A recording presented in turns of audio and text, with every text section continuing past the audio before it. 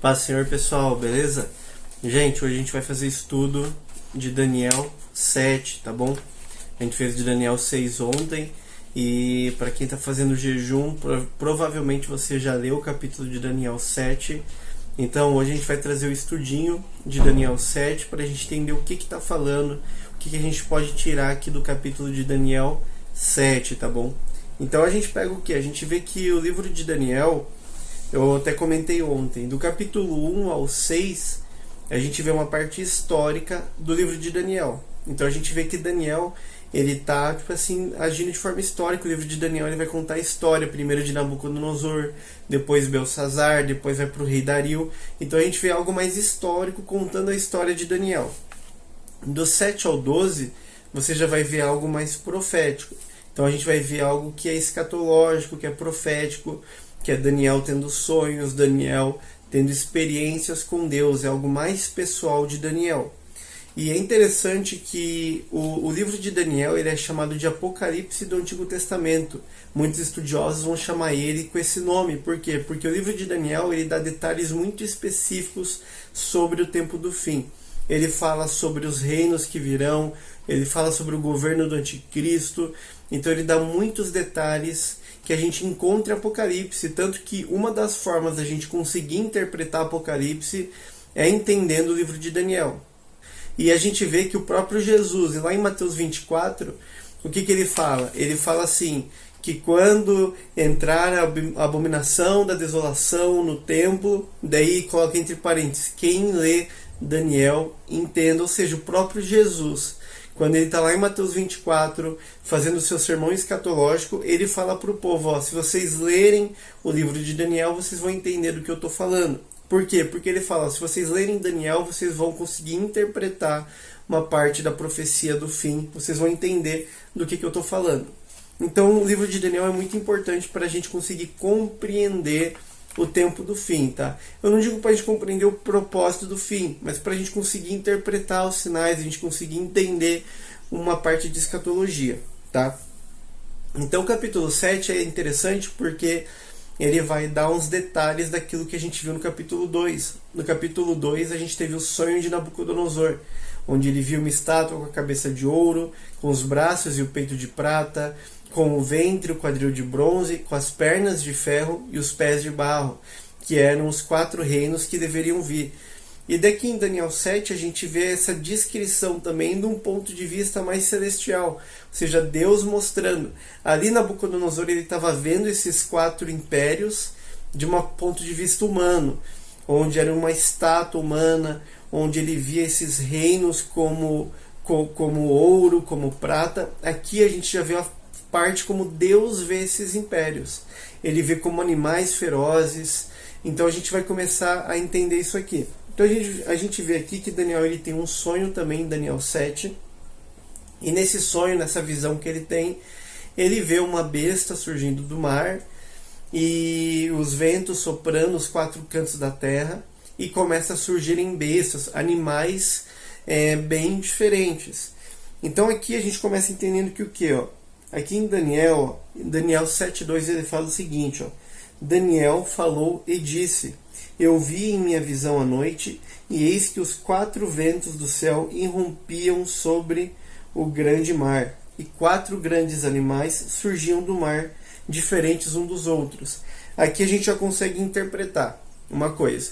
Quando Daniel está falando nesse sonho dele, que ele via os ventos, 4 ventos do céu irromperem sobre o grande mar, está falando sobre o quê? Está falando sobre a totalidade da terra.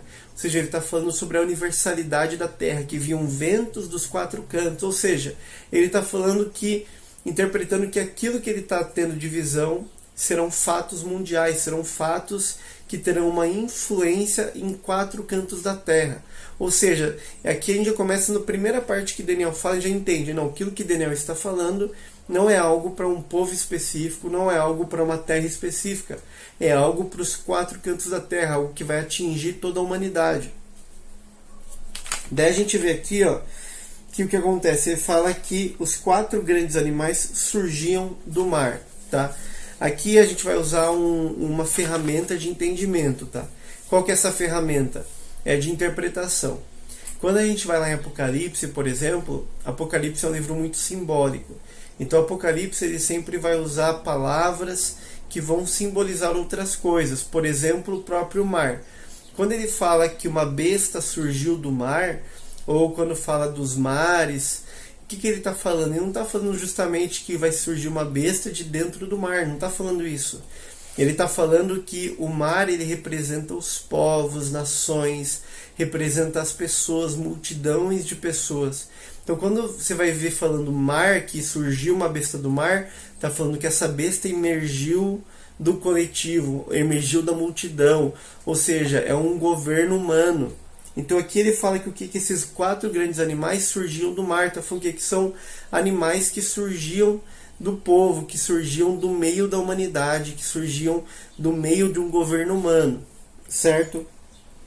E é interessante quando a gente vai estudar, alguns estudiosos vão falar que até essa forma de se comunicar, falar que eles surgiam do mar, quer dizer que o que é como se fosse as ondas do mar, que os governos humanos, que os impérios humanos são como ondas do mar, que surgem, que se emergem, sobem no mar, mas quando eles estão no alto, quando eles estão chegando no seu ápice, é o momento que eles vão começar a cair novamente. Então por isso que a gente sempre viu muitos impérios, muitos governos, muitos reinos, porque eles vão surgir da humanidade, eles vão alcançar um ponto alto, mas eles sempre vão cair, eles nunca serão eternos. Então a gente vê isso já no começo de Daniel, ele falando. Daí Daniel continua, ele fala, ó, no 4, o primeiro era como um leão e tinha asas de águia, e eu contemplei até que as suas asas serem arrancadas, e ele foi erguido da terra e posto ereto sobre os pés como um homem, e lhe foi dado um coração de homem. Então aqui na primeira parte de Daniel a gente vai ver ele relatando a visão dele, que o próprio anjo já fala para Daniel depois que esses 4 animais são 4 grandes reis, ou seja, são 4 grandes impérios, tá bom? Então a gente vê aqui o primeiro, que é um leão, certo? Ele fala que suas asas foram arrancadas, ele foi erguido da terra e posto ereto sobre os pés como um homem, foi-lhe dado um coração de homem. O primeiro é o reino império da Babilônia, que foi a mesma relação que a gente teve com Daniel 2, a estátua com a cabeça de ouro, certo? Por quê? Porque o símbolo da Babilônia era justamente o leão e a águia. Eles usavam esses símbolos para simbolizar o império, o governo deles. As asas arrancadas, ela vai simbolizar o quê? Quando Nabucodonosor ele foi, Deus fez ele ficar louco e ele ficou no mato. Depois aqui vai falar que foi lhe dado um coração de homem, ele foi posto ereto como homem, que simboliza quando Nabucodonosor voltou à sanidade e o reino foi dado novamente a ele, ou seja, ele teve um novo coração porque ele se rendeu a Deus, certo? O segundo animal que vai falar aqui é o que? Semelhante a um urso, levantou-se de um lado e ele tinha 3 costelas na sua boca, entre os seus dentes, e assim lhe foi dito, levanta-te, devora muita carne. O segundo animal é o Império Medo-Persa. A gente vê aqui Daniel passando por esse império também, que é o império que conquistou ali em Daniel 5, quando foi conquistado por naquela passagem de Belsazar, quando Deus escreve com a mão na parede de cal, falando que o reino de Belsazar já havia sido contado e que ia ser dividido. Naquela mesma noite, o rei Dario, o rei Medo, ele invade a Babilônia e conquista o reino. Então o símbolo do urso é o Império Medo-Persa. E essas 3 costelas na boca que fala aqui, os estudiosos, historiadores entendem que são os 3 reinos maiores que eles conquistaram, que foi a Lídia, o Egito e a Babilônia. Então os Medo-Persas eles vieram devorando realmente, que a palavra fala que ele tinha muita fome e devorava. Por quê? Por causa da violência deles, por causa da forma com que eles conquistaram. E eles conquistaram esses 3 reinos, que foi a Lídia, o Egito e a Babilônia. E aqui fala que ele tinha esses 3 costelas na sua boca. Depois a gente vai ver, ó. Depois disto contemplei, e eis que um outro, como um leopardo, o qual tinha sobre as suas costas 4 asas de uma ave. O animal também tinha 4 cabeças, e o domínio lhe foi concedido, certo? Daqui é interessante que a gente vê depois, aqui está falando do Império Grego, que é esse símbolo do leopardo com 4 asas, que simboliza o que? Agilidade, velocidade. Por quê? Porque foi justamente que Alexandre o Magno, Alexandre o Grande, que foi o imperador grego, ele conquistou todo o império dele, toda a terra, né? Naquela época eles falam conquistou todo o mundo porque era a terra conhecida deles. Mas ele conquistou todos esses impérios, Medo-Persa, ele conquistou toda a região em menos de 10 anos. Em 10 anos ele conquistou tudo. Ou seja, ele era um homem muito jovem. Alexandre Magno ele morreu com 33 anos, ou seja, ele morreu muito novo. Mas em 10 anos, dos 20 e poucos aos 30, ele conquistou tudo. Então eles foram muito rápidos nessa conquista. E a gente vê que Alexandre o Magno, os gregos eles tiveram uma influência muito grande, porque Alexandre o Grande ele foi educado por Aristóteles. E a gente viu a influência grega em toda a educação, no idioma, em toda a cultura, porque Alexandre ele tinha um formato onde ele acreditava não somente na guerra em forma bélica, onde eles conquistavam, mas ele acreditava em introduzir uma cultura para que os povos perdessem a sua e a cultura grega ela fosse feita como a melhor cultura, a maior cultura, a mais conhecida de todas, né? Que foi chamado de helenismo. Então a gente vê que mesmo depois que a gente vai falar do Império Romano, o Império Romano eles falavam grego e latim, eles tinham muito da cultura grega. E até hoje você vê que a cultura grega ela é muito difundida. Hoje nós vivemos muito ainda do pensamento grego, nós nos alimentamos muito disso. Tanto que você vai pegar ali a época de Jesus, eles falavam grego, o Novo Testamento ele foi escrito em grego. Então, mesmo o Império Grego já tendo caído, a cultura grega, o idioma grego permaneceu. E aqui ele fala que ele foi dividido, fala que ele foi dividido em 4 partes, 4 cabeças. E o domínio ele foi concedido, aqui está falando do quê? Quando Alexandre morreu, o reino dele foi dividido entre os seus 4 comandantes. Então o Império Grego foi dividido entre 4 pessoas, por isso aqui que fala que esse reino tinha 4 cabeças, tá? 7. Depois disto, eu vi, é interessante uma outra ferramenta de entendimento. Quando a gente vê chifres, normalmente é um governo, é um poder, cabeça é um império, é um governo, é um reino. Então você vai entender isso quando a gente começar a ler Apocalipse e ver que também está falando disso. No 7, depois disto eu vi, nas visões noturnas, e contemplei um quarto animal, apavorante e terrível, extremamente forte, e tinha ele grandes dentes de ferro. Ele devorava e quebrava em pedaços, e esmagava o resto com seus pés. E era diferente de todos os animais que estavam perante ele, e ele tinha 10 chifres.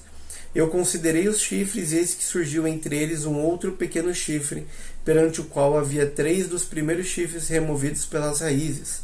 E eis que neste chifre havia olhos, como olhos de homem, e uma boca falando grandes coisas. Então aqui a gente vê o quarto animal. O quarto animal é o Império Romano.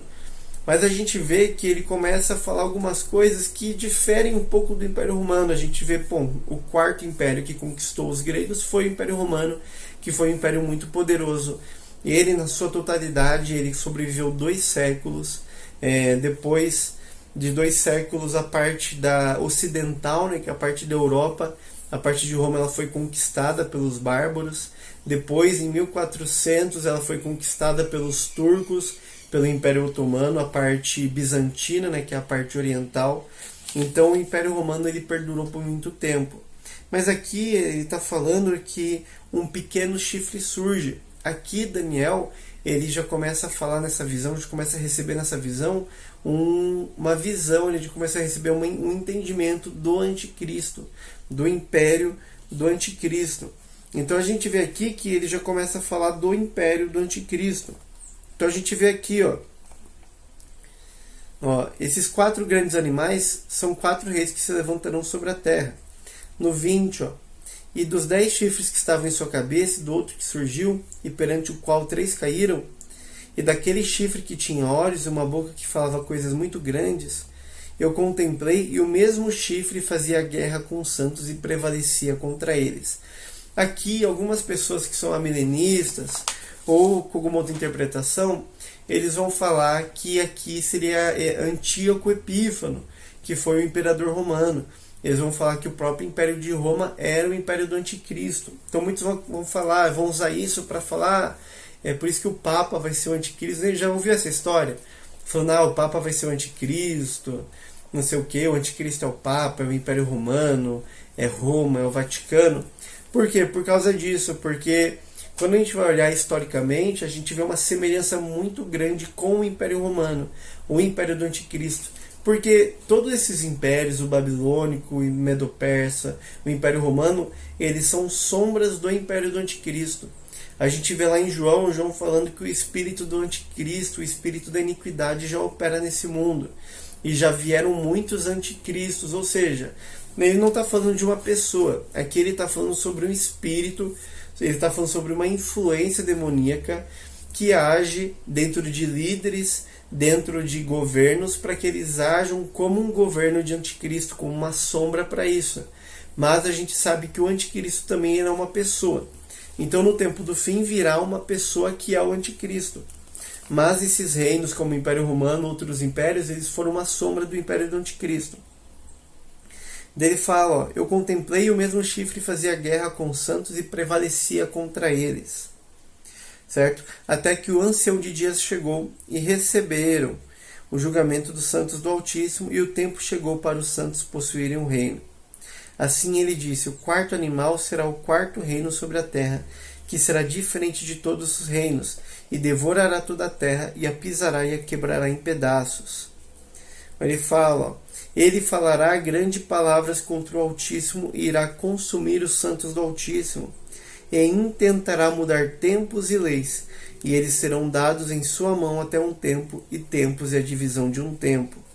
Porém, assentar-se-á o julgamento, e eles tomarão o seu domínio para o consumir e o destruir até o final.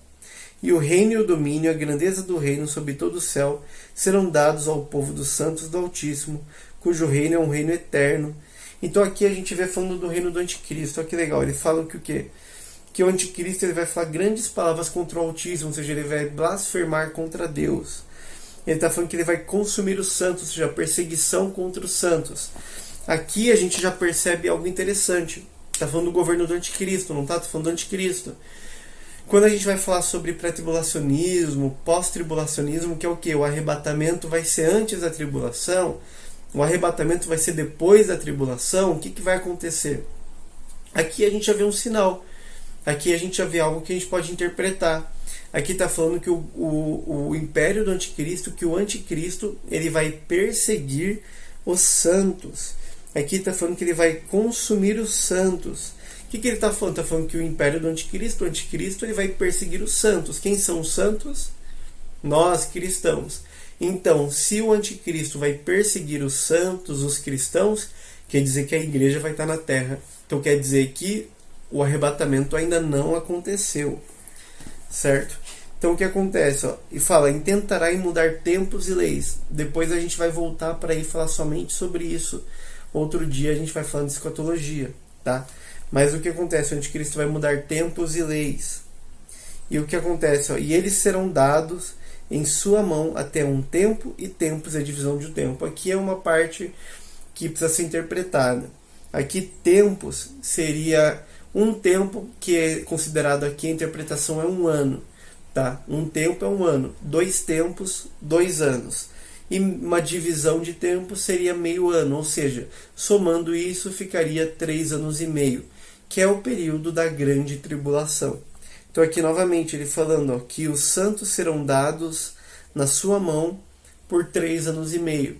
Então a gente já vê aqui semelhanças com o livro de Apocalipse, a gente já vê semelhanças que a gente pode começar a interpretar já a parte escatológica. Tá? Ele fala, porém assentar-se-á o julgamento, e eles tomarão o seu domínio para o consumir e o destruir até o final. Então a gente vê aqui que o anticristo, a gente vê a ação do anticristo. Aqui Deus mostrando para Daniel, pelo menos um pouco, um lampejo de como vai ser a atuação do anticristo no tempo do fim, até mesmo mostrando o tempo que ele vai perseguir os santos, o tempo que ele vai agir dessa forma. Tá? Então a gente vê que o anticristo, a gente pode interpretar de 3 formas. Tá? Quando a gente vai ler a Bíblia, a gente consegue ver 3 tipos do anticristo que a gente consegue observar. O primeiro é o que? É o espírito do anticristo, que foi o que a gente já falou hoje. Que é um espírito demoníaco, que é essa influência que age sobre pessoas e sobre governos para que eles ajam como anticristo. O segundo é o sistema do anticristo, o sistema desse mundo que nós chamamos, né?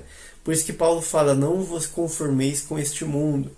Paulo não está falando só sobre vestimenta, sobre músicas, não, Paulo está falando sobre o sistema do mundo, sobre o sistema ideológico, sistema cultural, sobre o sistema de pensamentos. Então ele está falando, não se amolde, não se conforme com a forma de ideologia, de pensamento deles. E o terceiro é a pessoa do anticristo, que é o homem que realmente vai ser o anticristo, tá? Mas é interessante que a gente vê sempre a parte escatológica, que muita gente ora e pensa, nossa, mas meu Deus, o anticristo vai vir, vai acontecer isso e aquilo. Mas a gente vê que Deus, ele sempre enfoca, ele mostra o que vai acontecer, mas ele traz um foco no reino de Cristo, na vitória dos santos. Ele traz um foco na vitória do reino de Deus, no julgamento dos pecadores, no julgamento do anticristo, no julgamento dos ímpios.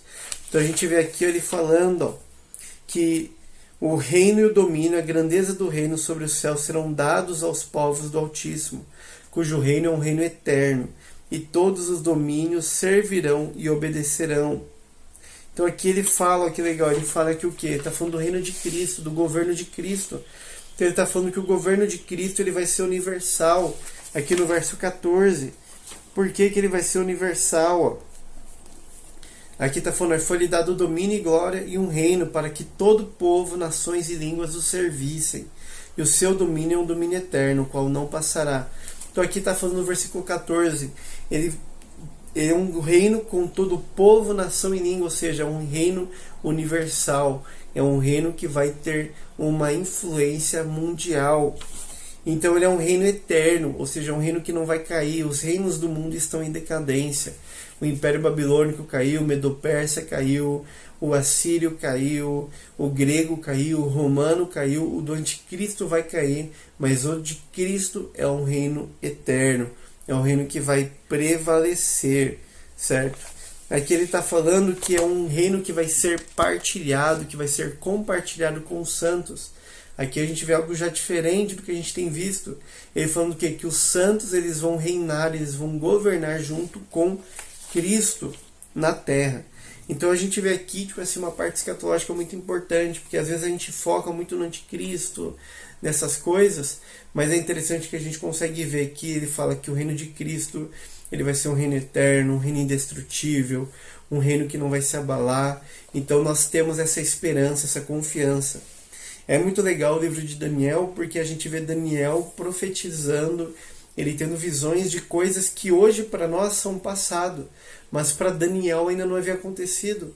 Hoje para nós é fácil a gente olhar aqui e pensar, isso aqui é o Império Grego, isso aqui é o Império Medo-Pérsia, é o Império Romano, mas Daniel teve essa visão muito antes, e ele não sabia o que aconteceria, como seria. Então a gente vê que há uma confirmação histórica da Bíblia.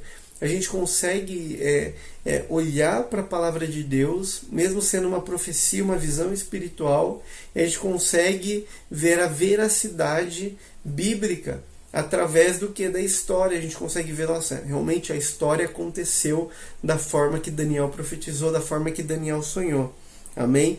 Então a gente consegue entender isso, a gente consegue entender essa veracidade da Bíblia, a gente consegue observar isso.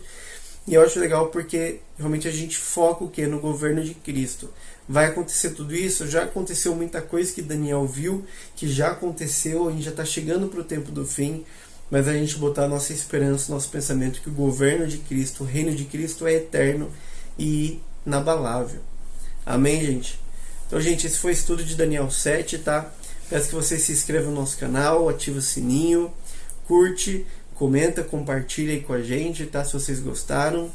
E amanhã a gente está falando mais sobre Daniel, tá bom? Tchau, tchau, gente.